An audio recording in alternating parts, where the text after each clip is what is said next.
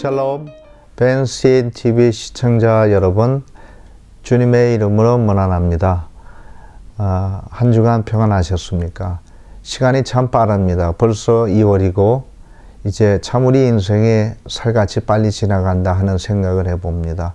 오늘 저는 먼저 여러분에게 이런 한번 질문을 던져봅니다. 과연 우리 인생의 목적이 무엇일까요? 행복일까요? 거룩함일까요? 나름대로 제가 쓴 글을 한번 읽는 동안 여러분 나름대로 묵상하시면서 한번 그 답을 생각해 보시기를 부탁을 드립니다. 인생의 목적. 당신이 인생에서 가장 원하는 것이 무엇인가? 사람들에게 물어본다. 이구동성으로 대답한다. 그냥 행복하고 싶다. 당신의 자녀를 위해 가장 원하는 것이 무엇인가? 사람들에게 물어본다. 이구동성으로 대답한다. 그냥 내 아이가 행복하게 살았으면 좋겠다. 인생의 목적이 분명해진다. 보통 사람들에게는 행복해지는 게 인생의 목적이다. 그래서 이 행복을 얻기 위해 사람들은 온갖 노력을 다한다. 마치 그 옛날 사마리아 땅 수가 동네의 야곱의 우물에 물 길러 나왔던 한 여인처럼 이 남자에게서 저 남자에게로 애정을 구걸하러 다니기도 한다. 그래야 행복이 오는 줄 알고 부당거래도 마다하지 않고 악착같이 돈도 벌어본다. 그리고 어차피 죽을 때 못 가지고 갈 돈이라고 애써 번 돈 펑펑 써 대기도 한다. 그래야 행복이 오는 줄 알고 각종 유흥에도 빠져본다.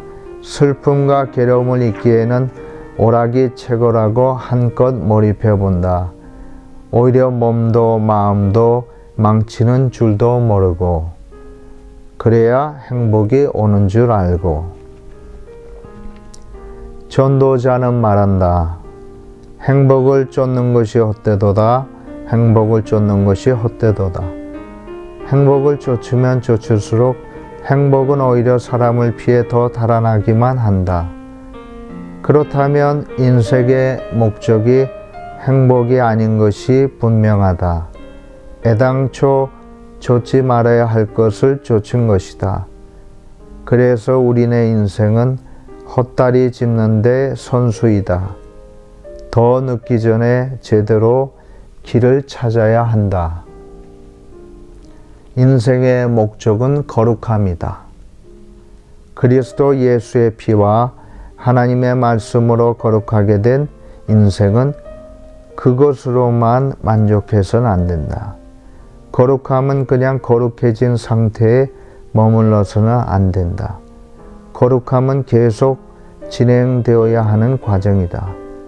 행복은 인생의 목적이 아니라 거룩함을 추구하다 보면 자연스레 주어지는 복된 열매이다.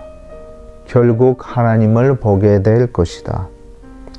지금에 머무르지 말고 더 거룩함을 쫓으라. 하나님께 더 관심을 쏟으라. 하나님께 더 자신을 드리라. 더 거룩해질 것이다. 흔히들 영성은 좋은데 도덕성이 문제라고 말한다. 맞지 않은 말이다. 그야말로 모순이다. 참된 영성은 바른 도덕성을 낳는다. 동전의 양면과 같다. 그 누군가가 도덕성에 문제가 있다는 것은 그의 영성이 올바르지 않다는 것이요, 아니면 그의 영성이 무늬만 좋은 것이다. 거룩함을 끊임없이 추구하는 자는 참된 영성과 바른 도덕성을 함께 갖게 된다. 인생의 목적은 무엇인가? 행복인가? 거룩함인가? 물론 거룩함이다. 피터. 여러분, 히브리서 12장 14절은 모든 사람과 더불어 화평함과 거룩함을 따르라. 이것이 없이는 아무도 주를 보지 못하리라 말씀하고 있습니다. 거룩함을 따르라. 거룩함이 없이는 아무도 주를 보지 못하리라. 이렇게 단언하고 있습니다. 여러분, 제가 지금 방금 읽어드린 글을 보시면서 아마 어느 정도 그 답을 내리셨으리라 믿습니다. 그렇습니다. 우리 인생의 목적은 행복이 절대 아닙니다. 되어서도 안 됩니다. 우리 인생의 목적은 거룩함이 되어야 하는 것입니다. 그게 하나님의 뜻입니다. 여러분, 그러나 우리 이 사회를 떠받치고 있고 나아가게 하는 추진력 혹은 동력은 사실 행복의 추구입니다. 사람들은 다 그 공허한 구석이 있습니다. 아주 깊은 구렁처럼 텅 빈 구석이 있는데 그것을 메꾸기 위해서 행복을 추구합니다.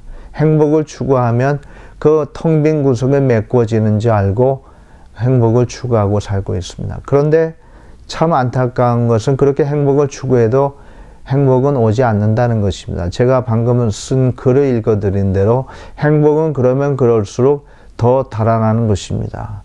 그래서 전도자는 행복을 쫓는 것이 참 헛되도다 이렇게 고백하는 것입니다. 사람의 행복을 쫓는 것이 소용이 없다는 것입니다. 부질없는 짓이라는 것입니다. 그런데도 사람은 여러 가지 그 방법을 통해서 행복을 추구합니다.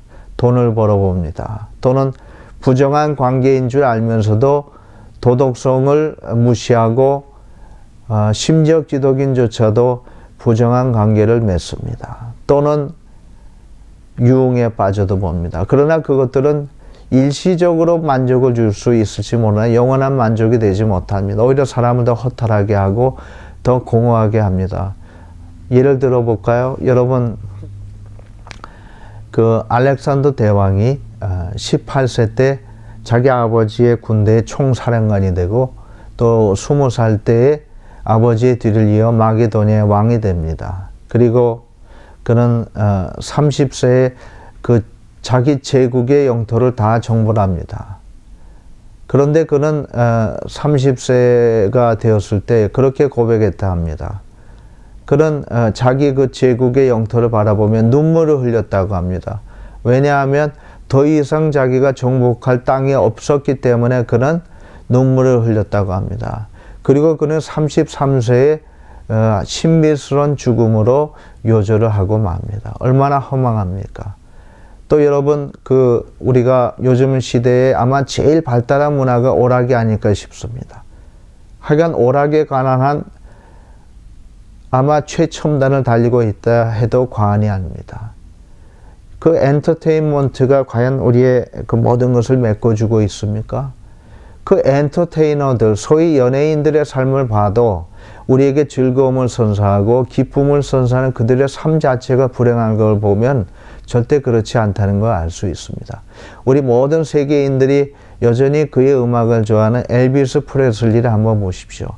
그는 아마 그의 음반은 세계 역사상 가장 많이 팔렸습니다. 그리고 그는 많은 명성과 부와 또 많은 성공을 거두었습니다. 그러나 그가 죽기 전에 이미 그가 축적한 많은 부를 흥청망청 쓰기 시작했습니다. 그의 매니저가 만류하지 않았다면 그는 파산했을 것이라는 이야기가 있습니다. 그는 그런 많은 부와 많은 명성을 얻었지만 42세라는 아주 젊은 나이에 마약 중독자로서의 삶을 마감하고 마는 것입니다.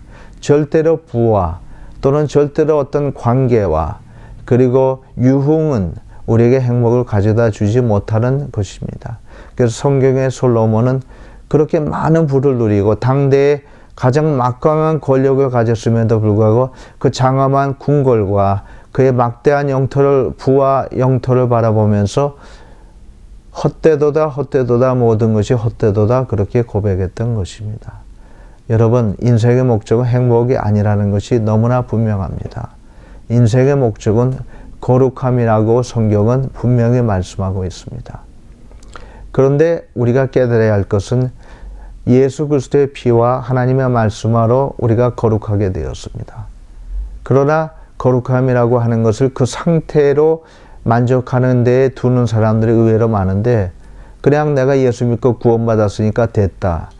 된 게 아니고 절대 그렇지 않습니다. 거룩함은 계속해서 우리가 추구해 가야 할 과정입니다. 그래서 히브리서 12장 14절에서 말씀하고 있는 바 거룩함을 쫓으라 혹은 거룩함을 따르라 하는 그 단어는 원래 헬라어로는 어떤 의미인가 하면 단순히 그냥 따른다, 그냥 쫓는다라는 의미가 아니라 적극적으로 열심으로 최선을 다해서 따른다라는 의미를 갖고 있습니다. 다시 말해서 거룩함은 우리가 그냥 하나님의 거룩하게 하셨다로 만족하는 게 아니라 우리가 또한 열심히 추구해야 된다는 뜻입니다. 사랑하는 벤시앤TV 시청자 여러분, 오늘날 한국교계의 화두는 거룩함이라고 합니다. 그만큼 우리 한국교회가 부패하고 타락했다는 반증이기도 합니다. 목회자들의 타락, 또 우리 기독인들의 타락은 심각한 일이 아닐 수 없습니다. 정말 우리는 하나님의 명령을 받들어 거룩함을 추구해야 합니다. 오늘날 제가 글에도 쓴 바대로 영성은 한국교회가 높은데 도덕성이 문제다 이런 얘기들을 하는데 저는 그 말에 동의하지 않습니다. 제가 분명히 글에도 썼지만 참된 영성은 올바른 도덕성을 낳습니다. 오늘날 영성에 대한 오해가 참 많습니다. 오늘 제가 영성에 대해서 간단히 잠깐 말씀드리려고 한 워낙 방대한 주제고 심오한 주제라서 이 짧은 시간에 얘기할 수는 없지만 또 기회가 있으리라 믿습니다. 오늘은 영성의 정의에 대해서 조금 말씀드리려고 합니다. 여러분, 영성은 갑자기 하늘에서 불을 내리는 능력을 의미하는 게 아닙니다. 영성은 우리의 그 하나님 앞에 열려진 우리의 인간성이라고 보시면 됩니다. 다시 말씀드려서 하나님의 영을 우리 안에 받아들이고 그 영에 대해서 우리가 깊이 묵상하고 생각하면서 그 영에 우리가 반응하며 살아가는 태도라 할까? 반응하며 살아가는 것이 영성이라고 할 수 있습니다. 그 능력을 말합니다. 영성은 우리로 하여금 올바른 신앙생활, 올바른 영성생활을 할 수 있게 해주는 능력이라고 할 수 있습니다. 우리가 하나님의 영을 받아들이고 하나님을 신뢰하면서 또 하나님의 거듭되는 요청에 우리가 응답하면서 우리의 삶에서 정말 가치 있는 것이 무엇인가를 우리가 잘 깨달아서 그 가치 있는 일에 전념하면서 또 우리의 삶의 방식을 하나님의 뜻대로 조정하고 맞춰가면서 실천적인 신앙생활을 할 수 있게 해주는 것이 영성이라고 말씀드릴 수 있습니다.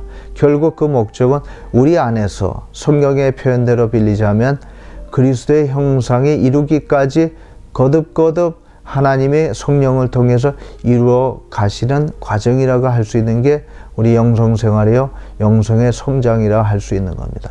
여기서 중요한 것은 실천적인 신앙생활과 또한 삶의 방식들을 바로 결정한다는 말입니다.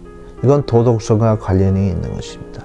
그러므로 영성이 좋다 하면서 도덕성은 엉망이라, 이거는 모순되는 얘기입니다. 그럴 수가 없다는 말씀입니다. 영성이 깊고 좋을수록 도덕성도 바르게 나올 수 있다는 겁니다. 그러므로 우리 한국교회가 시급하게 지금 신경을 써야 하는 것은 바른, 올바른, 참된 영성의 회복입니다. 올바른 참된 영성의 회복에 우리가 같이 함께 힘쓴다면 우리 한국교회의 도덕성도 같이 따라서 올라가게 될 것을 저는 믿습니다. 사랑하는 벤시앤TV 시청자 여러분, 올 한 해 동안 여러분이 진정 추구해야 될 것은 바로 거룩함의 추구일 것입니다. 그게 우리 인생의 목적이 되어야 할 것입니다. 거룩함을 추구하다 보면 우리의 영성도 훨씬 깊어지고 참되게 되고 우리의 도덕성 또한 그와 마찬가지로 좋아지게 될 것을 믿습니다. 피터 김 목사와 함께 생각해 본 삶과 신앙 시간이었습니다.